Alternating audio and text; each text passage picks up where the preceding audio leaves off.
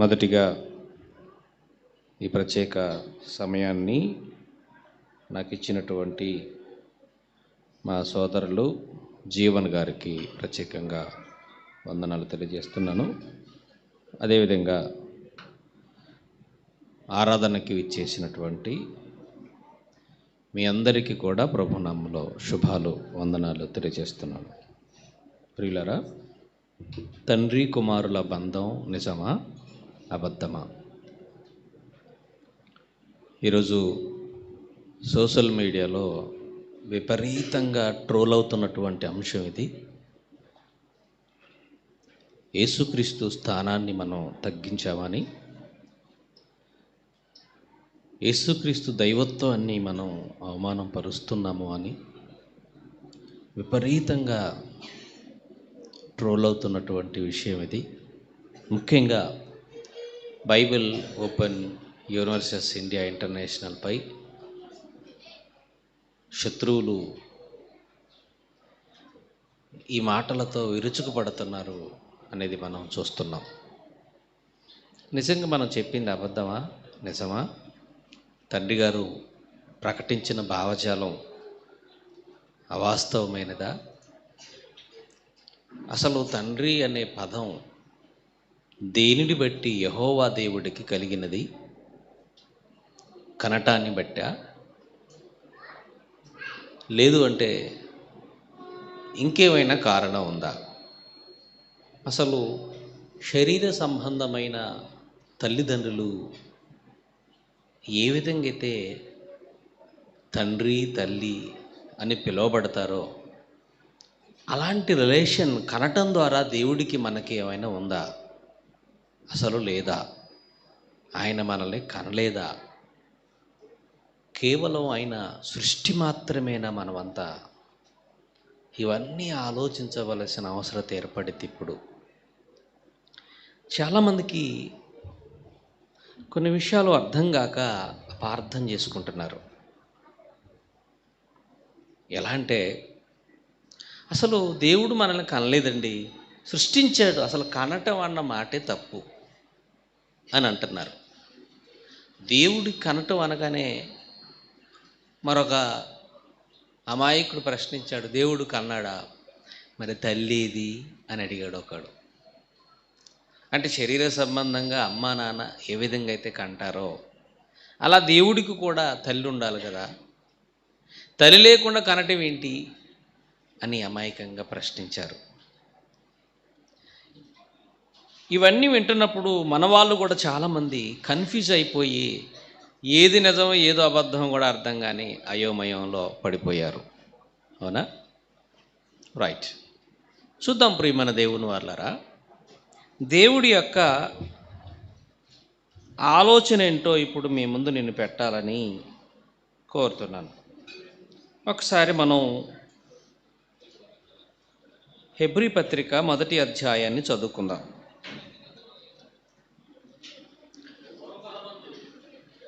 Hebrew పత్రిక 1వ అధ్యాయంలో చక్కని మాట మీకు నేను జ్ఞాపకం చేస్తాను. 2వ వచనం,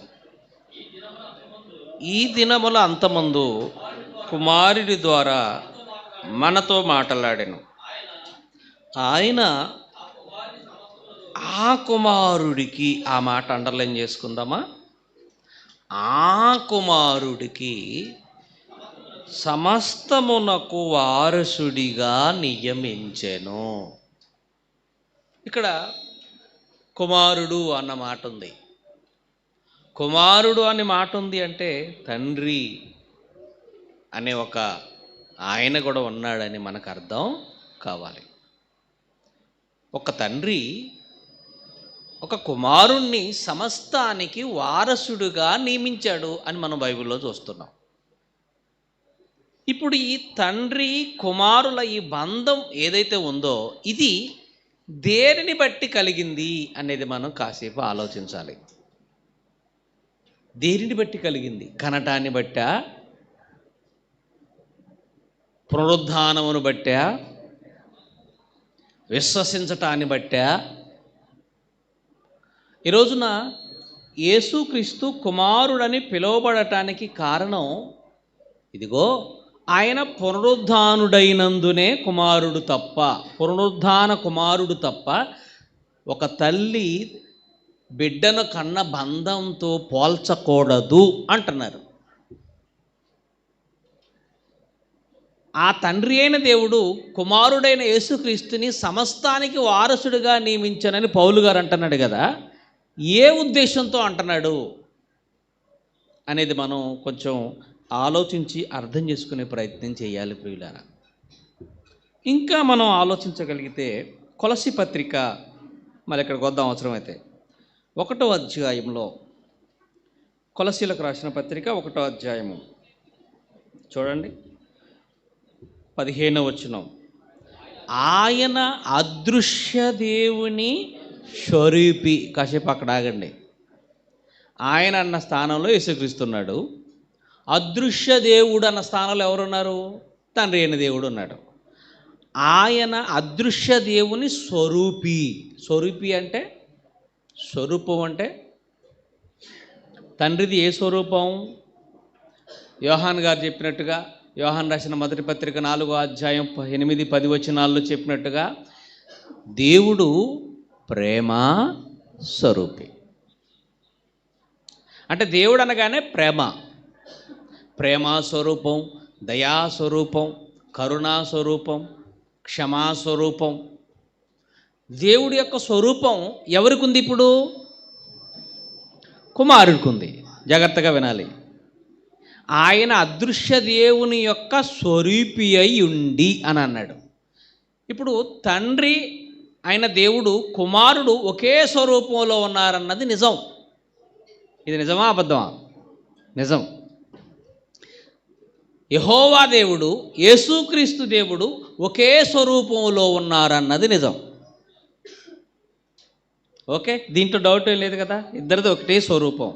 ఒకటే స్వరూపం అనగానే ఇద్దరు ఒకరే అనుకోవద్దు, మళ్ళీ అది కూడా ప్రమాదం ఉంది కదండి. స్వభావాలు, లక్షణాలు, గుణగణాలు. అందుకనే పౌలు గారు ఫిలిప్పీ సంఘంలో చెప్పాడుగా, ఫిలిప్పీ పత్రిక రాస్తూ 2వ అధ్యాయం 6వ వచనంలో మీకు గుర్తు చేస్తాను. ఆయన దేవుని స్వరూపము కలిగిన వాడై ఉండి. అంటే మనం ఇప్పుడు తండ్రి గురించి, కుమారుడు గురించి ఆలోచిస్తున్నాం. వాళ్ళ యొక్క స్వరూపాలు ఒక్కటే. దేవుడు ఎలా ఉంటాడో యేసుక్రీస్తు కూడా అలాగే ఉంటాడు. ఆయన అదృశ్య దేవుని యొక్క స్వరూపి అని కొలస్సీ పత్రికలో చూస్తున్నాం. ఫిలిప్పీ పత్రికలో ఆయన దేవుని స్వరూపము కలిగిన వాడయ్యుండి అని చూస్తున్నాం. 2వ కొరింథీ పత్రిక 4వ అధ్యాయం 4వ వచనంలో దేవుని స్వరూపి అయ్యున్న క్రీస్తు అని ఉంది అక్కడ 4:4లో 2వ పత్రికలో. అంటే దేవుడి స్వరూపం ఎవరిలో స్పష్టంగా కనపడుతుంది? క్రీస్తులో. స్వరూపాలు ఓకే. ఇంతకు ఏంటి వీళ్ళిద్దరికి ఉన్నటువంటి రిలేషన్ ఏంటి? దేనిని బట్టి ఆయన తన కుమారుణ్ణి సమస్తానికి వారసుడుగా చేశాను అని హెబ్రీ పత్రికలో మనం చదువుకున్నాము. ఏ తండ్రి అయినా తన కొడుకునే వారసుడుగా చేసుకుంటాడు. ఆస్తికి కర్తలు ఎవరండి? కుమారులే కదా. కుమారులే ఆస్తికి కర్తలు. తండ్రి తర్వాత అనుభవించటానికి కుమారులకు అధికారం ఉంటుంది. కాబట్టి దేవుని స్వరూపం కలిగినటువంటి యేసుక్రీస్తుకి తండ్రికి ఏంటి సంబంధం? సమస్తానికి వారసుడిగా చేయటానికి తండ్రికి ఉన్న ఇంటెన్షన్ ఏమిటి అని మనం ఆలోచిస్తే కొలస్సీ పత్రికలో కొంచెం డీటెయిల్గా రాశాడు. ఓకే, కొలస్సీ పత్రికలు కొంచెం డీటెయిల్గా రాశాడు. 1వ అధ్యాయము 15వ వచనం చదువుకున్నాగా, ఆయన అదృశ్య దేవుని స్వరూపి అయ్యుండి సర్వ సృష్టికి ఆది సంభూతుడై ఉన్నాడు. ఏలయనగా ఆకాశమందున్నయు భూమి మీదనయు దృశ్యమైనవి అదృశ్యమైనవి, అవి సింహాసనములైనను ప్రభుత్వములైనను ప్రధానులైనను అధికారులైనను సర్వము ఆయన యందు సృజించబడెను. సర్వము ఆయన ద్వారా ఆయనను బట్టి సృజించబడెను. ఆయన ద్వారా ఇంకొక ముఖ్యమైన మాట ఏంటో తెలుసా? ఆయనను బట్టే అని అన్నాడు. ఆయనను బట్టే సృజించబడెను. ఇక్కడ మనం ఆగితే తండ్రి అయిన దేవుడు కుమారుడైన యేసుక్రీస్తుకి ఎంత ప్రాధాన్యత ఇచ్చాడు అనంటే, ఆయన ద్వారా సమస్తము కలిగించాడు, ఆయనను బట్టి కలిగించాడు. ఇక్కడ ఆగాల మనం. ఆయనను బట్టి, ఆయనను బట్టి. ఆయనను బట్టి అంటే ఆయన కోసం కలిగించాడని అర్థం. ఆయనను బట్టి కలిగించాడంటే ఆయన కోసమే కలిగించాడని అర్థం. ఇవన్నీ కలిగించాను అన్న ఈ మాట ఎప్పుడుగా మనం అర్థం చేసుకోవాలి? ఎప్పుడుగా అర్థం చేసుకోవాలి? ఏమండి? మళ్ళీ 16వ వచనం. ఏలయనగా ఆకాశమందు ఉన్నవియు భూమి మీద ఉన్నవియు దృశ్యమైనవైనా అదృశ్యమైనవైనా అవి సింహాసనములైన ప్రభుత్వములైన ప్రధానులైన సర్వ అధికారులైనను సరే సర్వము ఆయన యందు సృజించబడెను. ఆయన అంటే యేసుక్రీస్తునందు సృజించబడెను. సర్వము ఆయన ద్వారా ఆయనను బట్టి సృజించబడెను. తండ్రి అయిన దేవుడు యేసుక్రీస్తుకు ఇచ్చినటువంటి ప్రాధాన్యత మనకి ఇక్కడ అర్థం కావాలి. ఏమన్నా తెలుసా? ఆయన భూమి మీదకి వచ్చి చేసిన దానిని బట్టి కాదు దేవుడు ఆయనకి ప్రాధాన్యత ఇచ్చింది. భూమి మీదకి వచ్చి చేసిన త్యాగమును బట్టి కాదు ఆయనకి ప్రాధాన్యత ఇచ్చింది. అసలు ఆయన భూమి మీదకి రాక మునిపే కలిగించినవన్నీ కూడా ఆయన ద్వారా, ఆయనను బట్టి, ఆయన నిమిత్తం చేశాడు దేవుడు. తండ్రి కుమారుల బంధం ఎంత గొప్పదో మీకు అర్థమవుతుందా? ఏమండి? తండ్రి కుమారుల బంధం ఎంత గొప్పదో అర్థమవుతుందా? అసలు భూమి మీదకి వచ్చిన జీవితం గురించి ఇంకా మనం మాట్లాడుకోలేదు. ఇంకా అసలు భూమి మీదకి రాక మునుపున్నటువంటి ఆ తండ్రి అయిన దేవుడి ఇంటెన్షన్ గురించి మనం ఆలోచిస్తుంటే, తండ్రి ఒక ప్లాన్తో సమస్తం డిజైన్ చేశాడు. దానికి మూల వ్యక్తిగా ఎవరు కనపడుతున్నారు మనకి? యేసుక్రీస్తు. మూల వ్యక్తిగా ఆయన కనపడుతున్నాడు. ఆయన చేసిన ప్రతి దాంట్లో యేసుక్రీస్తు లేకుండా, యేసుని పక్కన పెట్టని కాకుండా, ఆయన కోసం, ఆయన నిమిత్తం, ఆయనను బట్టి చేశాడు. అంటే తండ్రి అయిన దేవుడికి యేసుక్రీస్తు అంటే ఎంత ఇష్టం. ఎందుకు చేశాడు? ఏంటి ఇన్ని చేయటానికి కారణం? ఇంత ప్రాధాన్యత యేసుక్రీస్తుకి ఇవ్వటానికి కారణం ఏమిటంటే ఆయన తండ్రి కనుక, ఈయన కుమారుడు కనుక. సంకల్పం అంతా ఎవరిది? తండ్రిది. ఎవరి నిమిత్తం చేశాడు సమస్తము? చూసారా? అంతే కదండి. ఇప్పుడు నేను కష్టపడుతున్నాను, నాకు 2 ఆడపిల్లలు. నేను ఎవరి కోసం కష్టపడతానండి? నా భార్య, నా పిల్లల కోసమే. నా భార్య, నా పిల్లలే. అంతే కదండి.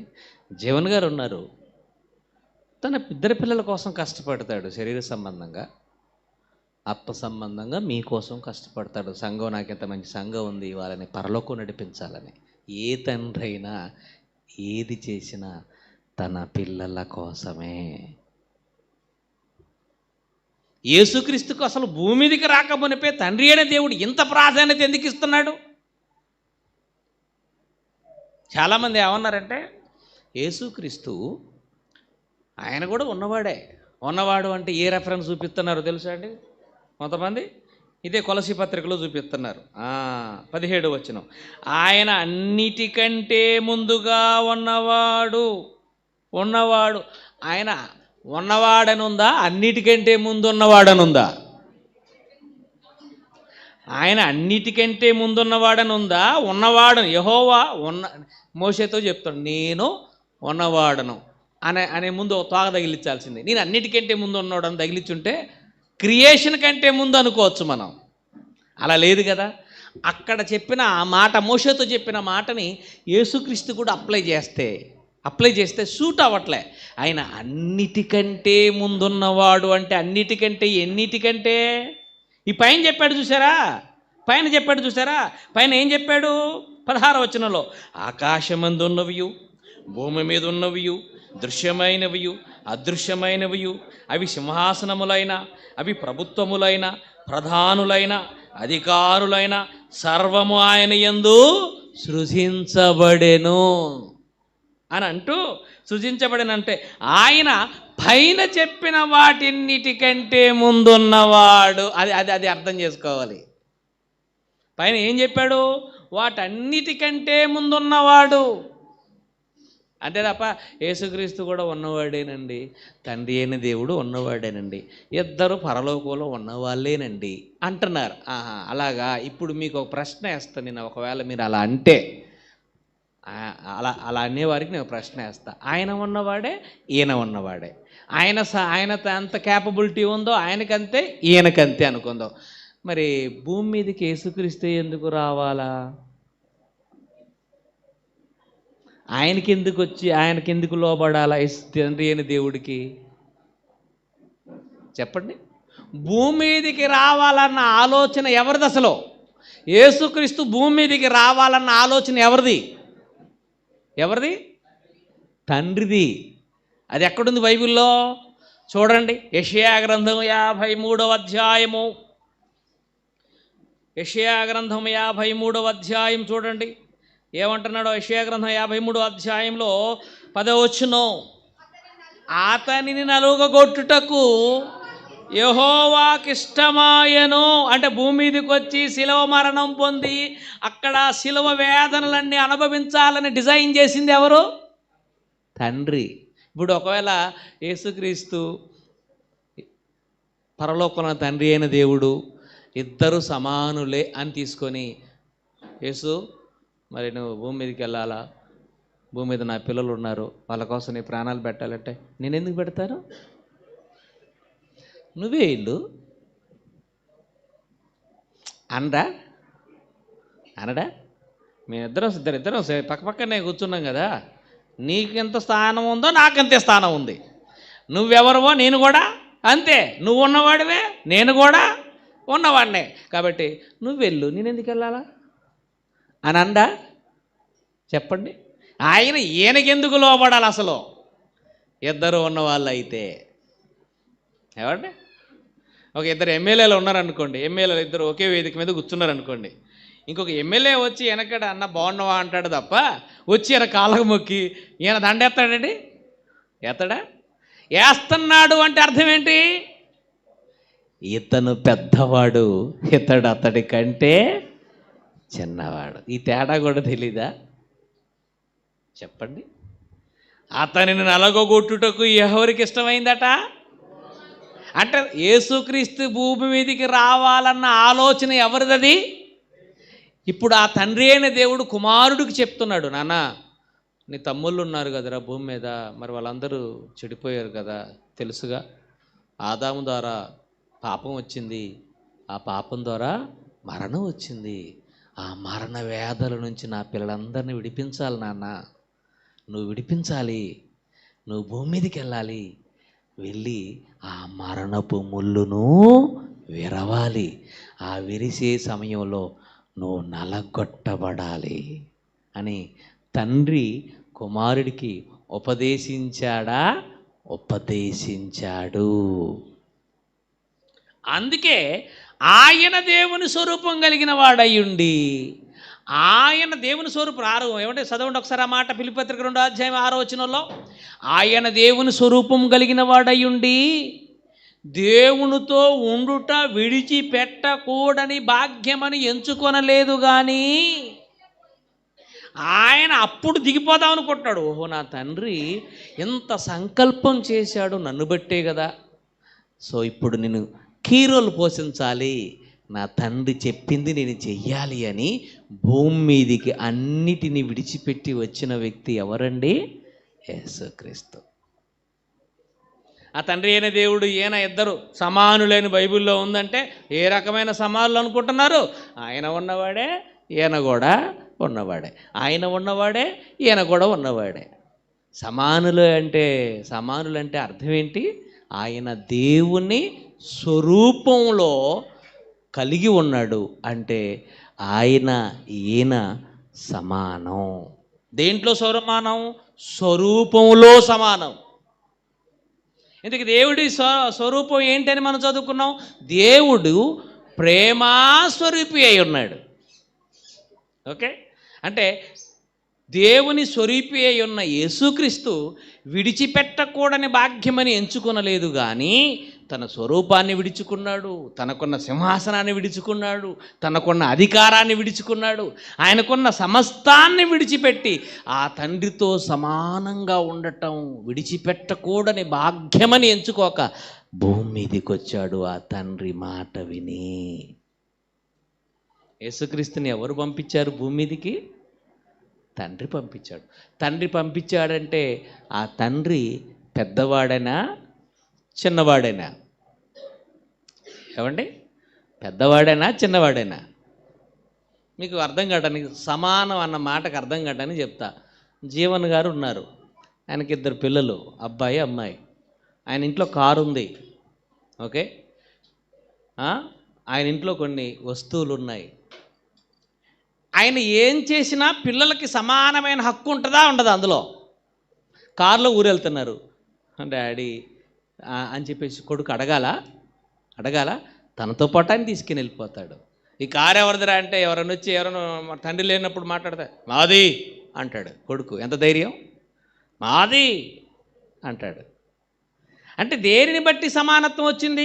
ఆ తండ్రి కూర్చున్న కారులో కూర్చుంటాడు, తండ్రితో పాటే ఉంటాడు, ఒకే ఇంట్లో తండ్రి చేసే భోజనం చేస్తాడు, తండ్రి అనుభవించిన అనుభవిస్తూ ఉంటాడు. దేనిని బట్టి వచ్చింది? కన్న తండ్రి ఈయన కనబడిన కుమారుడు కనుక.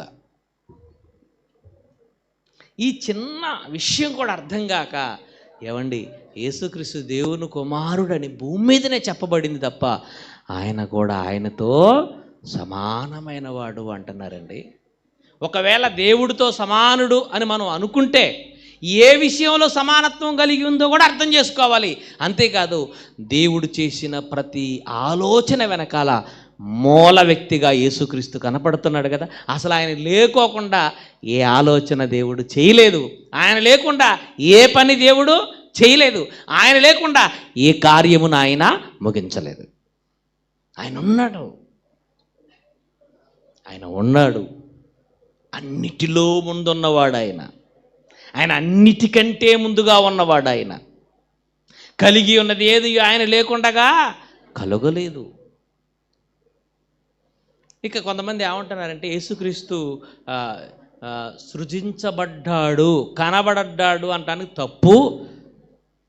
యేసుక్రీస్తు అని ఆయన యెహోవాగే ఉన్నాడు, ఇద్దరు ఒకటే, ఇద్దరు కూడా మనుషులను భూమి మీద సృష్టించారు. అంటే మనమంతా దేవుని సృష్టి అట. క్రియేషన్ అంటే సృష్టించటం. తండ్రి అయిన దేవుడు కుమారుడైన యేసుక్రీస్తును కన్నాడు అనటం అబద్ధం. ఆయన కనబడలేదు, ఆయన ఉన్నాడు. ఎప్పుడు భూమి మీదికి వచ్చాడు. ఇద్దరు సమానులే, ఇద్దరు ఒకటే అని మాట్లాడుకుంటున్నారండి. అసలు కనటం అన్న మాట తప్పట. మీ ప్రాంతంలో మరి ఒక సహోదరుడు, అంటే ఈ ప్రాంతంలో ఈ ఉభయ గోదావరి జిల్లాలో ఒక ఆయన ఉన్నాడు. ఆయన అంటాడు కనటం అనే మాట బైబిల్లో తప్పు. మరి ఏం చేయాలి? కనటం అన్న మాట బైబిల్లో తప్పు కనుక అధ్యాయాన్ని లేపేయాలన్నాడు అండి ఒకరోజు. అంటే ఇప్పుడు మత్తయి సువార్త 1వ అధ్యాయంలో అబ్రహాము కుమారుడు, దావీదు కుమారుడైన యేసుక్రీస్తు వంశావళి. ఆ వంశావళి చరిత్ర ఇప్పుడు బైబిల్లో నుంచి ఏం చేయాలా? లేపేయాలి. అసలు కనటం అన్న మాటే తప్పట. ఏంటట? మనమంతా సృష్టించబడ్డామటండి. సృష్టించబడ్డాం. మనమంతా దేవుని సృష్టి అట. దేవుడు సృష్ట. ఇప్పుడు ఆదామును దేవుడు సృష్టించాడా కన్నాడా? మీరు చెప్పండి. ఆదామును దేవుడు సృష్టించాడా కన్నాడా? నేల మంటితో నరుని నిర్మించి సృష్టించాడు అని అక్కడ కనపడుతుంది కదా. సృష్టించాడని. ఇప్పుడు మీకు ఒక ఈ విషయం విడిపోయేలాగా, సృష్టించటం అంటే ఏంటి, కనటం అంటే ఏంటి అన్నది మీకు విడిపోయేలాగా, మీకు అర్థమయ్యేలా చెప్తా. మీరు ఆశ్చర్యపోతారు ఒక రెఫరెన్స్ చూపిస్తే. సృష్టించటం అన్నా కనటం అన్నా అసలు అర్థం ఏంటి అని అంటే, ఇప్పుడు ఒక్కసారి ద్వితీయోపదేశకాండంలో 32వ అధ్యాయంలో చూడండి ఏమంటున్నాడో. సృష్టించటం అన్న మాట కాడ అద్భుతమైన భాషా ప్రయోగం చేశాడు. చూడండి 32వ అధ్యాయము ద్వితీయోపదేశ కాండము 6వ వచనం చదువుకుందాం.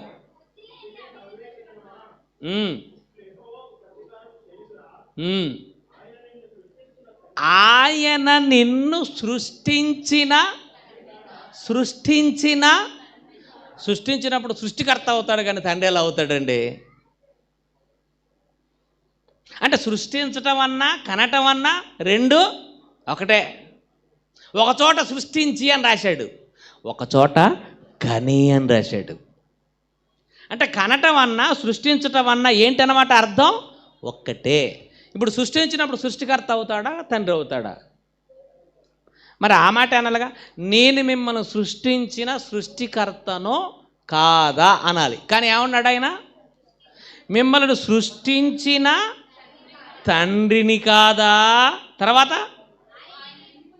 అదిగో అక్కడికి వచ్చేలో పుట్టించి అన్నాడు, పైనేమో సృష్టించి అన్నాడు, కిందికి వచ్చేకల్లా ఏమంటున్నాడు?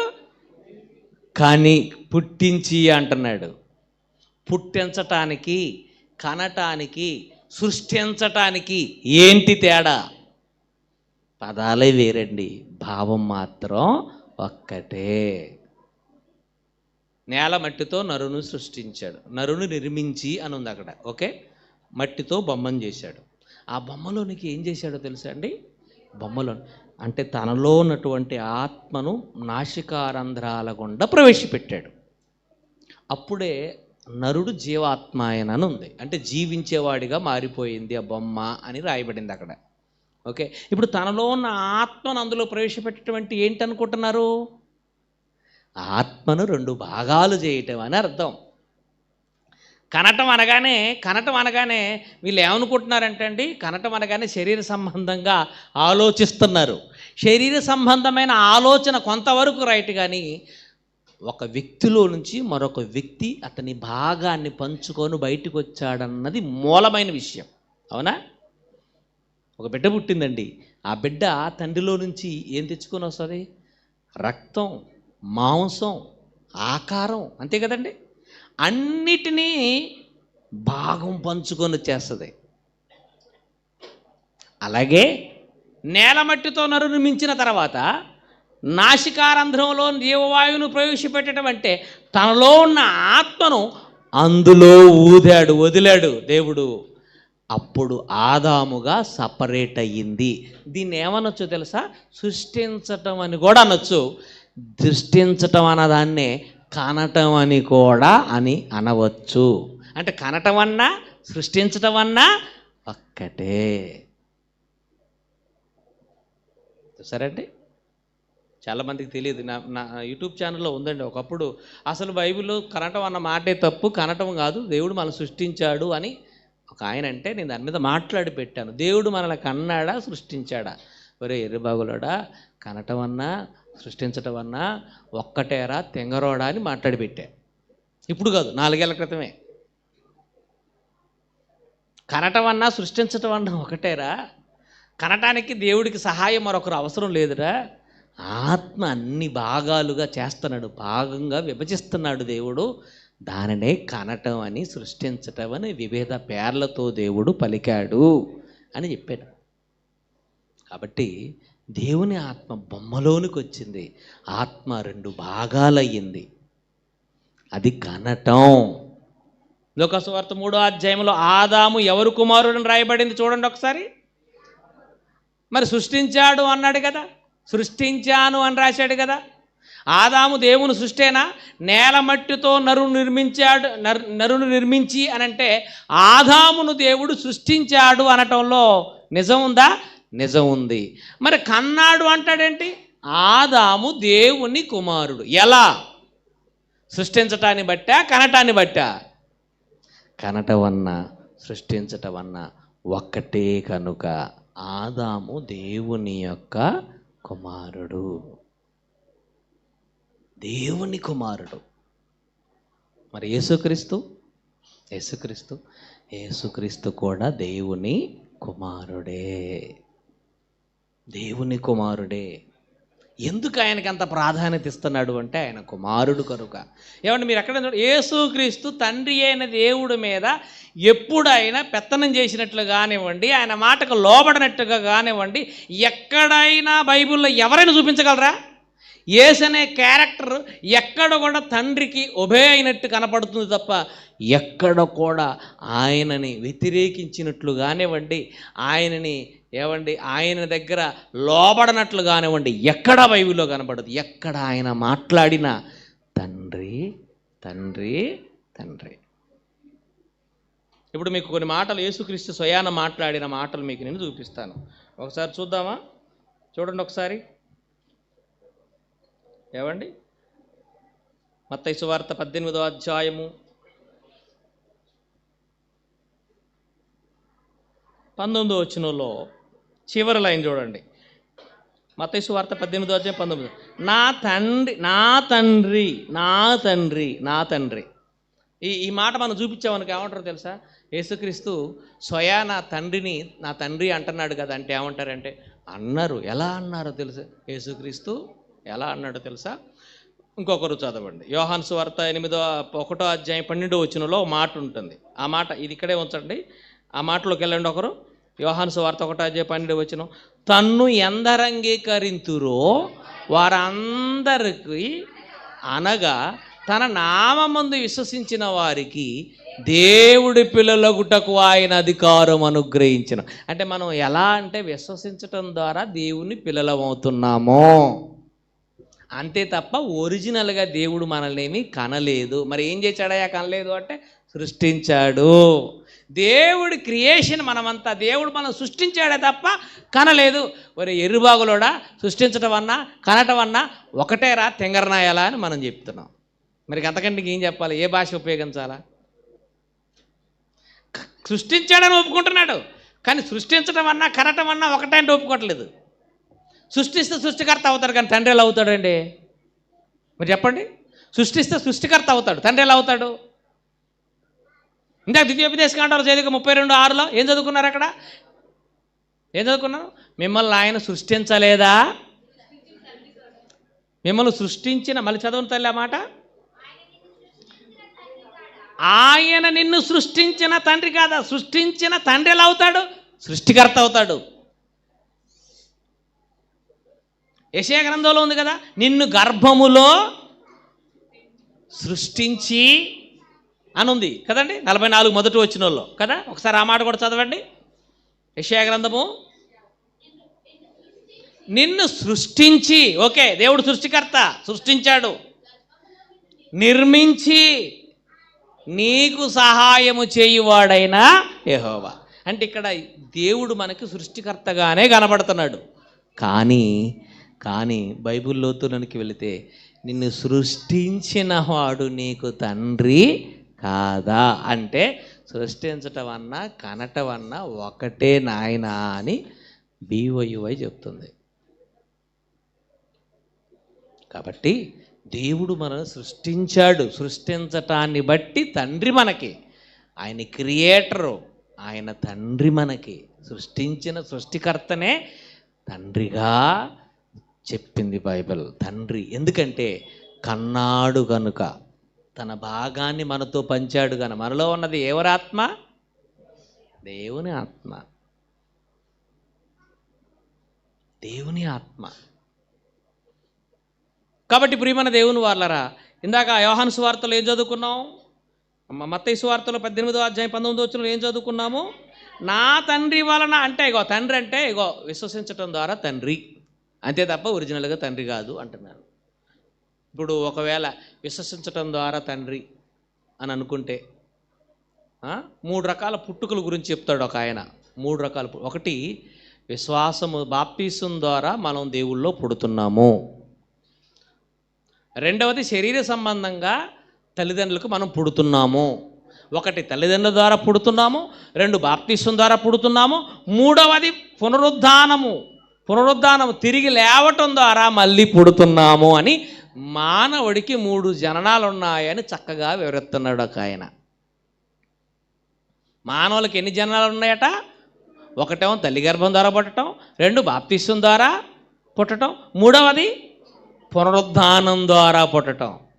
బాప్తిస్మంని కూడా పునరుద్ధానమే అంటారు అని ఇలా రకరకాలుగా చెప్పుకుంటూ వస్తున్నాడు. యేసుక్రీస్తు కూడా 3 రకాల జననాలు ఉన్నాయి అని ఇలా, అందుకే ఆయన తండ్రి అన్నాడు అంటున్నారు. ఇప్పుడు నేను ఒక ప్రశ్న వేస్తాను. యేసుక్రీస్తు బాప్తిస్మం పొందలేదు, పునరుద్ధానుడు కాలేదు. 12వ ఏట ఏమన్నాడు దేవాలయంలో? ఏమన్నాడు దేవాలయంలో? ఒకసారి లూకాసు వార్త 2వ అధ్యాయము. ఇది బాప్తిస్మం పొందక మునుపు జరిగిన సందర్భం, పునరుద్ధానుడు కాక మునుపు జరిగిన సందర్భం. అవునా? అప్పుడేమంటున్నాడు? నా సృష్టికర్త అయిన దేవా అని అన్నాడా? నేను నా తండ్రి పనుల మీద ఉండవలనని, అంటే యోసేపు గారి గురించి చెప్తున్నాడు ఈ మాట. అసలు యోసేపు గారితోనూ మరియమ్మతోనే అంటున్నాడు ఆ మాట.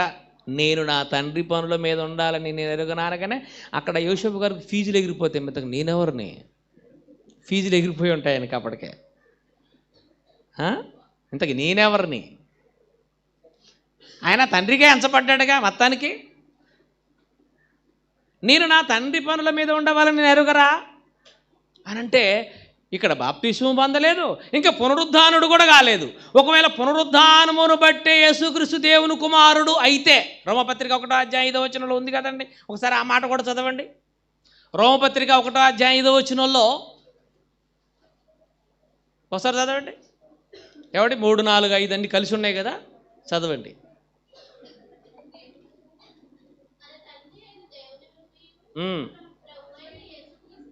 యేసుక్రీస్తు నుండి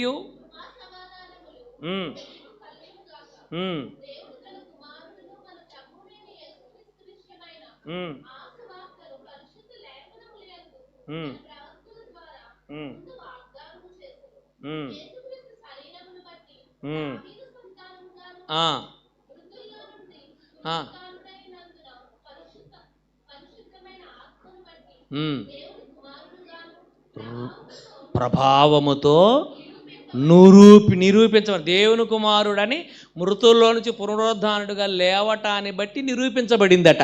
అంటే పునరుద్ధానుడైతేనే దేవుని కుమారుడట. పునరుద్ధానుడైన తర్వాత నిరూపించబడింది కనుక ఆయన సన్ ఆఫ్ గాడ్ అంట. యేసుక్రీస్తు దేవుని కుమారుడని పునరుద్ధానుడైన తర్వాత నిరూపించబడిందట.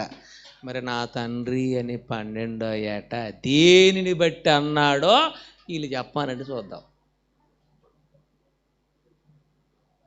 నా తండ్రి పనుల మీద అని అన్నాడు కదా, పునరుద్ధానుడు కాలేదు, ఇంకా బాప్తిస్మం కూడా పొందలేదు. ఎలా అన్నాడు మరి నా తండ్రి అని? దేనిని బట్టి అన్నాడు? అడగండి చక్కగా కడగండి. ఇంకెలా చెప్తాను బాగుంటుంది. అడగండి కడగండి. 12వ ఏట నా తండ్రి నా తండ్రి నా తండ్రి అన్నాడు కదా యేసుక్రీస్తు. పునరుద్ధానుడు కాలేదు, బాప్తిస్మం కూడా పొందలేదు.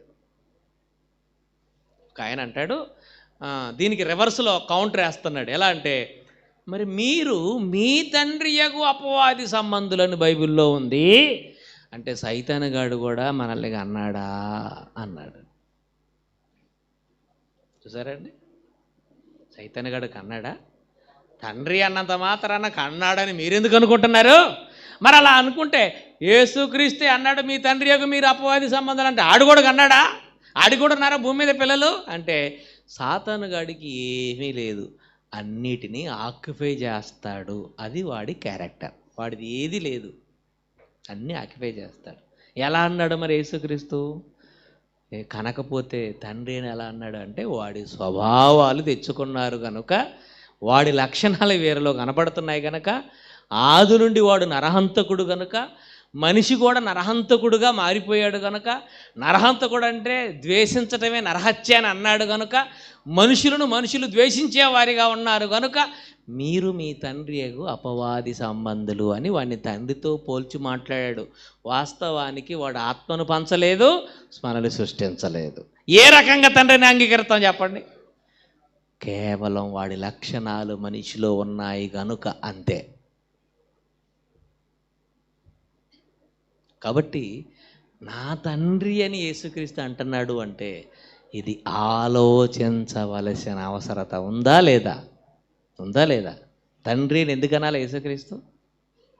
అక్కడ ఒక ఆయన ఉన్నాడు, నేను కూడా ఉన్నవాడినే, మిమ్మల్ని కాపాడటానికి మీ ఇద్దరు మాట్లాడుకున్నాము, నేను తగ్గి వచ్చాను అనాలి కదా. అసలు క్లోజ్డ్గా తండ్రి కుమారుల బంధం ఎట్లుందో అలా మాట్లాడుతున్నాడంటే ఇది ఆలోచించాలా లేదా? బైబిల్లో నా తండ్రి నా తండ్రి నా తండ్రి అని ఎన్నిసార్లు ఉందో తెలుసండి? చాలాసార్లు ఉందండి. నా తండ్రి అని ఉన్న ప్రతి సందర్భాన్ని వివరించి మాట్లాడమని చెప్పానండి. అసలు తండ్రి అని యేసుక్రీస్తు తండ్రి అయిన దేవుణ్ణి తండ్రి అని ఎందుకు అంటున్నాడో ఒకసారి చెప్పనండి చూద్దాం. చెప్పరు. దాని గురించి మాట్లాడటం మానించి ఇంకెక్కడికో వెళ్ళిపోతున్నారండి. మత్తయి సువార్త 18:19 ఏం చదువుకున్నాం? నా తండ్రి. మరొక మాట చదువుకుందాం, లూకా సువార్త 22:9. లూకా సువార్త 22:29. నా తండ్రి నాకు రాజ్యమును నియమించినట్లుగా, నా తండ్రి రాజ్యమును నియమించినట్లుగా. నా తండ్రి ఏం చేశాడు? నా తండ్రి నాకు రాజ్యాన్ని నియమించాడు. నా తండ్రి నాకు రాజ్యాన్ని నియమించాడు. ఇది తండ్రి కుమారుల బంధం కాదా? ఆ తండ్రి ఈ కుమారుడికి అధికారం ఇచ్చి భూమి మీదకి పంపించినట్లుగా, తన కార్యములు చెయ్యమన్నట్లుగా మనకు అర్థమవుతుంది తప్ప ఈయనకి ఏ రిలేషన్ లేదు అనుకుంటే పొరపాటు. ఏ రిలేషన్ లేదనుకోమాకండి.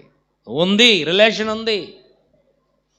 శరీర సంబంధమైన తల్లిదండ్రులకి మధ్య, కుమారులకి మధ్య ఏ రిలేషన్ ఉందో, శరీరాన్ని కన్నారు కనుక ఆత్మల తండ్రి అయిన దేవుడికి మనకి మధ్య రిలేషన్ ఉంది. ఎందుకంటే ఆయన ఆత్మను మనం కలిగి ఉన్నాము కనుక. మనలో ఉన్న ఆత్మ ఎవరిది? దేవుడిది కనుక. అందుకేనండి దేవుడికి ఎంత బాధ మనం నశించిపోతుంటే. అయ్యో, నాలో ఉన్న ఆత్మ అక్కడ నశించిపోతుంది, నాలో ఉన్న ఆత్మ నన్ను భాగం చేస్తే అక్కడ నశించిపోతుంది, నరకానికి వెళ్ళి నాలో ఉన్న భాగం బాధపడుతుందేమో అని దేవుడు నీ గురించి ఆలోచించి తన ప్రియమైన కుమారుడైన యేసుక్రీస్తుని లోకానికి పంపించాడు. ఇది తండ్రి యొక్క అభిష్టం. తండ్రి యొక్క అభిష్టం అండి. చూడండి ఇంకా యేసుక్రీస్తు ఏమంటున్నాడో. ఏమండి? యోహాను సువార్త 13:16 దాసుడు తన యజమాని కంటే గొప్పవాడు కాదు, పంపబడిన వాడు తన్ని పంపిన వాడి కంటే గొప్పవాడు. మనం అన్నావా యేసుక్రీస్తు గొప్పవాడు కాదని? ఆయనే అన్నాడా? నేను తండ్రి కంటే గొప్పవాడిని కాదు, కాదు. దాసుడు యజమాని కంటే గొప్పవాడు కాదు. అలాగే పంపబడిన వాడు పంపిన వాని కంటే గొప్పవాడు కూడా కాదు. అంటే మీకు యేసుక్రీస్తు ఎవరు పంపగా వచ్చాడని మీకు అర్థం కావాలి లోకానికి. తండ్రి పంపగా వచ్చాడు, పంపిన ఆయన తండ్రి, వచ్చిన ఆయన యేసుక్రీస్తు. అంటే ఇప్పుడు ఎవరు గొప్పవారు వీళ్ళిద్దరిలో? తండ్రి గొప్పవారు. ఆయనే అన్నాడుగా.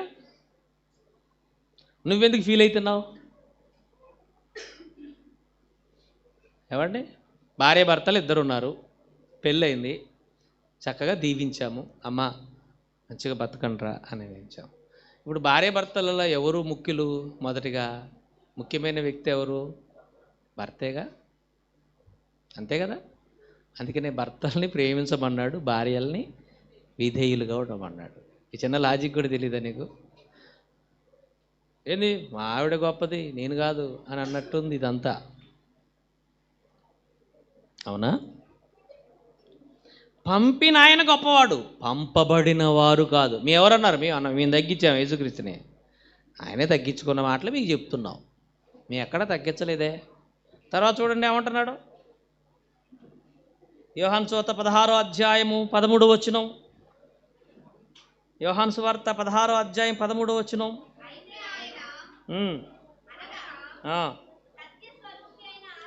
సత్య స్వరూపి అయిన ఆత్మ వచ్చినప్పుడు నడిపిస్తాడు. ఆయన తనంతట తానే ఏమీ బోధించక వేటిని వింటాడో వాటిని బోధించి తెలియజేస్తాడు. నా వాటిలోనివి తీసుకొని మీకు తెలియజేస్తారు అని కనుక నన్ను మహిమపరచును. నా తండ్రికి కలిగినవన్నీ నావి, అందుచేతనే ఆయన నా వాటిలోనివి తీసుకొని మీకు తెలియజేయని చెప్పాడు. ఇక్కడ ఎంత చక్కని రిలేషన్ కనపడుతుందంటే, తండ్రి నాకు చెప్పాడు, నేను ఆయన చెప్పినవన్నీ నేను మీకు చెప్తున్నాను. నేను చెప్పు సంగతులనేవి నా తండ్రి వలన వినినవే అని యేసుక్రీస్తు అన్నాడా లేదా? అంటే యేసుక్రీస్తు బోధించిన మాటలన్నీ ఎవరి దగ్గర ఏది తీసుకొచ్చుకున్నాడు? ఆయన తండ్రి దగ్గర. తండ్రి ఏం చెప్పాడు? నా కుమారుడా, నువ్వు లోకానికి వెళ్ళాలి, లోకానికి వెళ్ళి ఈ మాటలు చెప్పాలి అని ఆయనకు బోధకుడుగా, ఆయన మాస్టర్గా ఆయన బోధిస్తే ఆయన దగ్గర చక్కగా నేర్చుకుని విని భూమి మీదకి వచ్చి బోధించాడు. ఆయన నేర్పించిన వాటిలో ఇంకా చాలా ఉంటే అవి కొన్ని పరిశుద్ధాత్మ దేవుడు కూడా అప్పగించాడు. తండ్రివన్నీ నావి, నా వాటిలోనివి తీసుకొని కూడా పరిశుద్ధాత్మ దేవుడు బోధిస్తాడు. నావైనా ఆయనవైనా అవన్నీ ఎవరు? మొదటిగా ఎంత ఎంత అంత ఫజీల్లో కనపడుతుంది చూడండి బైబిల్, అంత క్రమంగా కనపడుతుందండి. ఆయన మాస్టర్. నేను తండ్రి దగ్గర వినిన సంగతులే మీకు నేను బోధిస్తున్నాను. నా కాడ ఉన్నవన్నీ ఆయనవి, ఆయనే నాకు ఇచ్చాడు అన్నాడు. ఏమంటే వీళ్ళకి ఏదో తెగ బాధ అవుతుంది, మరి యేసుక్రీస్తును మనం ఏదో తగ్గిస్తున్నామని. మనం ఏం తగ్గించట్లేదు కదా. యోహాను సువార్త 5వ అధ్యాయము చూడండి ఒకసారి, ముగిస్తాను. యోహాను సువార్త 5వ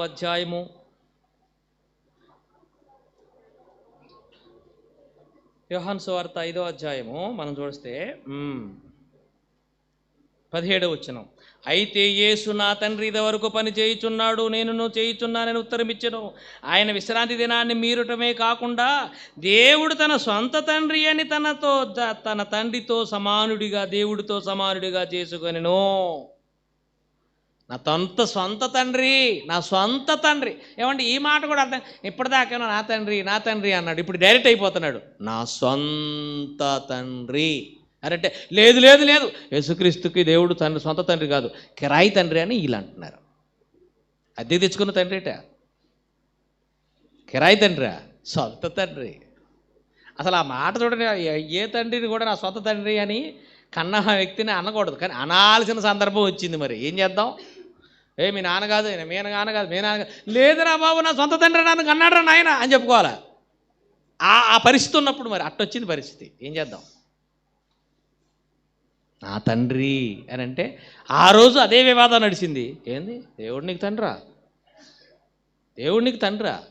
దేవుని కుమారుడు అని చెప్పుకుంటే నువ్వు దేవుని కుమారుడు అని చెప్పుకుంటున్నావు, దైవదూషణ చేస్తున్నావు. దేవుని కుమారుడు అంటే ఇంకొక ఇండైరెక్ట్గా అర్థం ఏంటో తెలుసంటే మీకు? దేవుని కుమారుడు అంటే దేవుడు అని అర్థం. యేసుక్రీస్తుకి వర్తింపజేసే మాట మొట్టమొదటిగా అది. దేవుని కుమారుడు అంటే దేవుడని అర్థం. యూదులు అసలు ఆయన దేవుని కుమారుడు అంటే ఒప్పుకోలే. దేవుని కుమారుడు అంటే దేవుడితో సమానుడు అని వాళ్ళు అర్థం చేసుకొని దేవదూషణ చేస్తున్నావు నువ్వు అన్నారు. నా సొంత తండ్రి ఆయనే అన్నాడు, ఒప్పుకున్నాడు, నా సొంత తండ్రి. ఇది ఎప్పుడు అన్నాడు? పునరుద్ధానుడు అయిన తర్వాత అన్నాడా? పునరుద్ధానుడు కాకముందు అన్నాడా? నిరూపించబడింది, దేవుని కుమారుడని నిరూపించబడింది, రూఢీపరచబడింది అనేది రోమపత్రిక 1వ అధ్యాయం 5వ వచనం చదువుకున్నాం కదా. మరి దేవుని కుమారుడని నిరూపించబడింది అప్పుడు అని అంటున్నారు కదా. యేసు అంటున్నాడు, ఆయన నా సొంత తండ్రి. అంటే వీళ్ళ బాధ ఏంటంటే, నీవు నా కుమారుడవు, నేడు నిన్ను కని ఉన్నాను అన్న మాట పరలోకంలో ఉన్న దేవుడు యేసుక్రీస్తుతో చెప్పితే ఆ మాటని పునరుద్ధానానికి అప్లై చేసి, పునరుద్ధానమైన తర్వాత నీవు నా కుమారుడువు, నేడు నిన్ను అన్నానని పునరుద్ధానుడైన తర్వాత యేసుక్రీస్తుతో దేవుడు అన్నాడట. మరి కుమారుడు ఇప్పుడు ఇంకొక ఇక్కడ ఒక ట్విస్ట్ ఉంది. కుమారుడు అసలు కాదు ఆయన కూడా ఉన్నవాడే. నేను అన్నాను, నేను మా కుమారుడు అని ఎందుకు అంటాడు ఉన్నవాడైతే? మీకు అర్థమైంది? అర్థం కాలేదా? అసలు ఆయన కుమారుడు కాదు. ఎవరైనా ఆయన కూడా ఆయనతో సమానమైన ఉన్నవాడే. పునరుద్ధానంలో నువ్వు నా కుమారుడు నేను కన్నాను ఎందుకు అంటాడు మరి కుమారుడే కాకపోతే? అది ఎప్పుడు అన్నాడు కాసేపు పక్కన పెడదాం. నువ్వు నా కుమారుడు నేను నిన్ను కన్నాను అని అన్నాడా? అంటే కుమారుడు అంటే తండ్రి కంటే చిన్నవాడనే కదా అర్థం. మనం ఏడ తగ్గించాం చెప్పండి? వాళ్ళిద్దరే తగ్గించుకొని చక్కగా ఒకరికొకరు ఉన్నతంగా వాళ్ళు మాట్లాడు, తండ్రి దేవు గొప్పవాడని ఆయన మాట్లాడుతూ నువ్వు కన్నాను నువ్వు నా కుమారుడు అని ఈయన మాట్లాడుతుంటే మనం ఎక్కడ తగ్గించి మాట్లాడుతున్నాం? యేసుక్రీస్తు యొక్క దైవత్వాన్ని గురించి మీరు మాట్లాడండి చెప్పండి. లేదు, దేవుడు యేసుని కన్నాడు. ఎప్పుడు? ఆయన అన్నిటికంటే ముందు ఉన్నవాడు. ఇప్పుడు మీకు ఆశ్చర్యం కలిగించే కొంచెం మబ్బు విడిపోయే ఒక్క 2-3 మాటలు చూపించి ముగించేస్తాను. ఓకేనండి? కీర్తన 2లోకి వెళ్దాం. ఇప్పుడు మనం కీర్తన 2లోకి వెళ్ళిన తర్వాత సామెతల గ్రంథం 8లోకి వెళ్దాం. కీర్తన గ్రంథం 2వ అధ్యాయం ఒకసారి మీరు అందరూ తీయండి.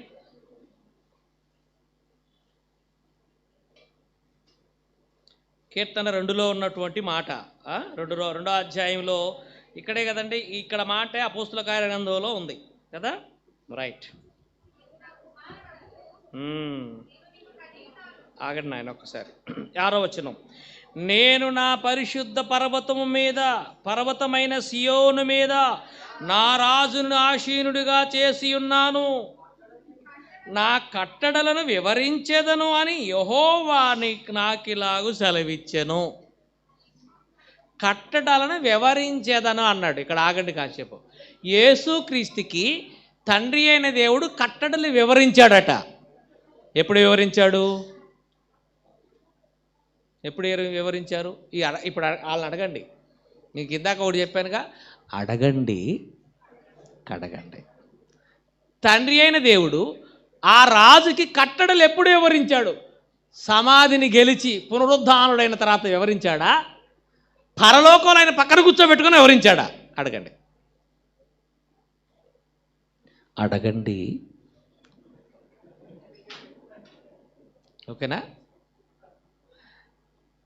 రాజుగా సియోను మీద పర్వతం మీద ఆసీనుడు చేశాడు కదా, నా కట్టడలు వివరిస్తాను అన్నాడు. రాజును చేసిన తర్వాత వివరించాడా? రాజు కాక మునిపే వివరించాడా? ఐపీఎస్ కాక మునిపే ట్రైనింగ్ ఉంటుందా? చట్టాలు గిట్టాలన్నీ అప్పుడు నేర్చుకుంటారా? ఐపీఎస్ అయిన తర్వాత నేర్చుకుంటారా? ఈ చిన్న లాజిక్ కూడా తెలియదు నీకు. రాజు కాక మునిపే రాజుకు సంబంధించిన ట్రైనింగ్ అంతా తీసుకుంటారు. అవునా? నా కట్టడలు నీకు నేను వివరిస్తాను. ఎప్పుడు జరిగింది ఇది? ఎక్కడ జరిగింది ఇది? ఎప్పుడు జరిగింది ఇది? ఏమండి? నా రాజును ఆసీనుడిగా చేసి ఉన్నాను, నా కట్టడలు నేను వివరించేదను. యెహోవా నాకిలాగు సెలవిచ్చెను, నీవు నా కుమారుడవు, నేడు నిన్ను కని ఉన్నాను. పునరుద్ధానంలో ఈ మాట అంటే కట్టడలు కూడా అప్పుడే నేర్చేయించాడని ఒప్పుకోవాలి మీరు. కట్టడలు కూడా అక్కడే నేర్చుకున్నాడు అనమాట పునరుద్ధానుడైన తర్వాత, లేదంటే పునరుద్ధానుడై పరలోకానికి వెళ్ళిపోయిన తర్వాత. ఈ కట్టడలు పరలోకంలో నేర్పించాడు ఆయనకి. బైబిల్ అన్నీ వివరంగా రాయవాలి. అన్నీ ఏమండి, విజయానికి 7 మెట్లని ఎండమూరి వీరేంద్రనాథ్ గారు రాసినట్లుగా ఉంటుంది అనుకుంటున్నారా ఇది బైబిల్? విజయానికి 7 మెట్లు, మొదటి మెట్టు, 2వ మెట్టు, 3వ మెట్టు అని రాస్తారనుకుంటున్నావు బైబిల్లో. ఒక మాట, నీకు కట్టడలు వివరించేదరని దేవుడు అన్నాడంటే ఆయన మాస్టర్గా ఉండి తన కుమారుడికి నేర్పించిన సందర్భం ఒకటి ఉంది అని మీకు అర్థం కావాలి. ఎప్పుడు జరిగింది? ఏమండి? ఎప్పుడు జరిగింది? దూతలు, పరలోకం, దృశ్యమైనవి అదృశ్యమైనవి అసలు ఏవి లేనప్పుడే యేసుక్రీస్తుకు తండ్రి అయిన దేవుడు కట్టడలు వివరించాడు. ఆయన లేకుండా ఏది కలగలేదు. ఆయన ద్వారా ఆయనను బట్టి కలిగించాలనుకున్న దేవుడు ఆయనను కన్న తర్వాత ఆయనకు అన్నీ నేర్పించాడు ఆయన. ఏమండి, ఆలోచించండి. అన్నీ నేర్పిస్తే అక్కడ నేర్చుకొని ఆయనతో పాటు కలిగించినవన్నీ ఆయన ద్వారా కలుగుతుంటే చూసి ఆనందిస్తున్నవాడు ఆయన, ప్రభు అయిన యేసుక్రీస్తు. నీవు నా కుమారుడు, నేడు నేను కని ఉన్నాను అని ఆ తండ్రి ఆ కుమారుడికి చెప్పాడు. ఆ కుమారుడు యేసుక్రీస్తు. ఏమండి, ఇక యేసుక్రీస్తు ఆయన చేత బోధింపబడిన వాడై, అన్ని నేర్చుకున్నవాడై, ఆయన సంకల్పమంతా ఎరిగిన వాడై, ఆయన యొద్ద ప్రధాన శిల్పిగా ఉంటే ఆ తర్వాత అన్నీ కలిగిస్తుంటే ఏం చేస్తున్నాడట? సామెతలు 8వ అధ్యాయము ముగింపులోకి వెళ్ళిపోదాం. సామెతలు 8వ అధ్యాయము చూడండి. ఆయన ఆనందిస్తున్నాడు అని మాట రాయబడిందండి. ఆనందిస్తున్నాడు. ఎవరు కలిగించిన పరలోకమును బట్టి సంతోషించుచు అంటే యేసుక్రీస్తు పరలోకాన్ని తండ్రి అయిన దేవుడు చేస్తే ఆయన సంతోషిస్తున్నాడు, ఎంజాయ్ చేస్తున్నాడు. అబ్బా, ఎంత మంచి లోకాన్ని నా తండ్రి కలిగించాడు అని సంతోషిస్తున్నాడట. నేను ఇప్పుడు ప్రశ్న వేస్తాను. ఇప్పుడు ఈ అధ్యాయం జ్ఞానం గురించి అనుకుందాం. ఓకే, దీని మీద నడుస్తుంది కదా. ఈ అధ్యాయం ఎవరిది కాదంటున్నారు? జ్ఞానమే కానీ యేసుక్రీస్తు. ఆ జ్ఞానం యేసుక్రీస్తు కాదు. ఇది ఎలా ఉందంటే, ఇది అన్నమే కానీ ఇది బువ్వ కాదు అన్నాడట ఒకడు. మరి బువ్వ అన్న అన్నం అన్న ఒకటే రా. ఇది తిండే కానీ అన్నం కాదంటే ఎలా ఉంటుంది? ఈవిడ మా ఆవిడే కానీ నా భార్య కాదు. ఎలా ఉంది ఇది? ఆవిడ మా ఆవిడే, తాలిగట్టాను, కానీ నా భార్య కాదు. మరి ఎర్రి బాగులాడ రెండు ఒకటేరా. జ్ఞానము ఘోషించుచున్నదంటే ఈ జ్ఞానము దైవ జ్ఞానమే కానీ యేసుక్రీస్తు కాదు. మరి జ్ఞానం అంటే అదేమన్నా ఫీలింగ్ ఉంటుందా? జ్ఞానం అంటే విజ్డమ్, అంతే కదండి. తెలివితేటలని ఏమంటాం? దానికి కూడా ఫీలింగ్స్ ఉంటాయా? సంతోషించటం, బాధపడటం ఫీలింగ్స్ ఉంటాయండి. ఫీలింగ్స్ వ్యక్తి కాకపోతే ఫీలింగ్స్ ఉండవు. వ్యక్తి అయితే ఫీలింగ్స్ ఉంటాయి. ఓకే, కాబట్టి ఆయన కలిగించిన పరలోకమును బట్టి సంతోషించుచున్నాను. అది ఎంతో కాలంగా జరుపుకుంటూ వస్తుంది. దేవుడు చేస్తున్న వాటన్నిటిని బట్టి, ఆయన లేకుండా చేయలేదు, ఆయన లేకుండా ఏదీ కలుగలేదు, వాటన్నిటిని బట్టి ఆనందిస్తున్నాడు ఆయన, సంతోషిస్తున్నాడు ఆయన. కాబట్టి యేసుక్రీస్తుకి తండ్రి అయిన దేవుడికి మధ్య ఉన్న రిలేషన్ తండ్రి కుమారుల బంధం. అది నిజం, అది అబద్ధం కాదు. అది నిజమే, అది అబద్ధం కాదు. ఈ 8వ అధ్యాయం 7వ అధ్యాయంలో చెప్పబడుతున్న జ్ఞానం అంతా యేసుక్రీస్తు కాదు అని అనుకుంటే, 9వ అధ్యాయం ప్రారంభ వచనంలో ఏముంది? సామెతలలో జ్ఞానము నివాసము కట్టుకుని 7 స్తంభాలు చెక్కుకుంది. ఏమండి, జ్ఞాన నివాసం కట్టుకొని 7 స్తంభాలు చెక్కుకుందట. మరి ఈ జ్ఞానం ఎవరు అని అంటే ఒక ఆయన అన్నాడు, ఈ జ్ఞానం స్త్రీ అని అన్నాడు. ఈ జ్ఞానం ఎవరట? స్త్రీ అట. ఎక్కడుందంటే పలాని వర్షంలో ఉంది, పలాని వర్షంలో ఉంది అంటున్నాడు. అంటే ఇప్పుడు చెప్పబడుతున్న జ్ఞానం అంతా ఎవరన్నమాట? వాళ్ళ భాషలో స్త్రీ అట. వాడిని ఉతికి ఆరేసి ఇస్త్రీ చేయాలండి అలా అన్నవాన్ని. స్త్రీ కాదు, ఆ జ్ఞానం యేసే. దైవ జ్ఞానం అనగానే యేసుకు ఆపాదించాలి. బుద్ధి జ్ఞానముల సర్వ సంపదలు ఎవరి యందు ఉన్నాయి? యేసు యందు గుప్తమై ఉన్నాయి. కాబట్టి జ్ఞానంలో 2 రకాలు ఉండొచ్చు. ఒకటి లోక జ్ఞానం, దైవ జ్ఞానం. దైవ జ్ఞానము అన్నావంటే అది యేసుకు ఆపాదించాలి. కాబట్టి ఆయన పుట్టాడు. ఎప్పుడు అంటే కలిగి ఉన్నవేవి కలగక మునిపే ఆయన పుట్టాడు. ఆయన అన్నిటికంటే ముందు ఉన్నవాడు. దృశ్యమైనవి అదృశ్యమైనవి కలిగినవన్నీ ఇది కలుగబడింది అంటే వాటన్నిటికంటే ముందున్నవాడు ఆయన. ఎంత ముందున్నవాడు? ఆ ఒక్క సందర్భం చూసుకొని ముగించేసుకుందామా? 8వ అధ్యాయము 23వ వచనం చూడండి. అనాది కాలము మొదలుకొని అనాది కాలము అంటే అనాది కాలం అంటే ఆది కాలానికి ముందున్న కాలాన్ని ఏ కాలం అంటారు? అనాది కాలం. అనాదిగా వస్తుందండి ఈ ఆచారం. అంటే ఎప్పటి నుంచి అన్నమాట? అది ఎప్పటి నుంచో వస్తుందని. ఆది కాలం ఒకటి ఉంది, అనాది కాలం కూడా ఒకటి ఉంది. ఆదికి ముందున్న కాలం ఏంటది? అనాది కాలం.